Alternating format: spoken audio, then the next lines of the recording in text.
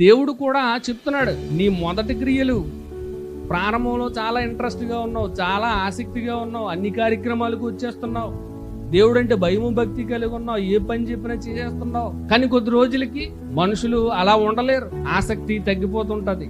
సమయం ఉన్నా కారణాలు చెప్తూ ఉంటాం, అగో ఏదో పని ఉంది నేను రాలేను, లేదంటే ఒంట్లో పోలేదు, లేదంటే ఇంకేవేవో ఊరు వెళ్ళాను, లేదంటే ఇంకేదో పెళ్ళికి వెళ్ళాను, మా వాళ్ళకి సడన్గా ఏదో అయిపోయింది చూడడానికి వెళ్ళాను. ఇలాంటి ఎన్నెన్నో కారణాలు నిజంగా జరిగి రాలేకపోతే పర్వాలేదండి, అది దేవుడికి తెలుస్తుంది. అలాంటివి జరగకపోయినా ఏదో ఇది ఎగ్గొట్టడానికి ఏదో చెప్పాలో లేదంటే ఊరుకోరు అని మనం ఏది పడితే చెప్తున్నాం అనుకోండి, మనుషులుగా మనకు తెలియకపోయినా దేవుడికి తెలిసిపోద్ది కదా. దేవుడికి అన్నీ తెలుసు.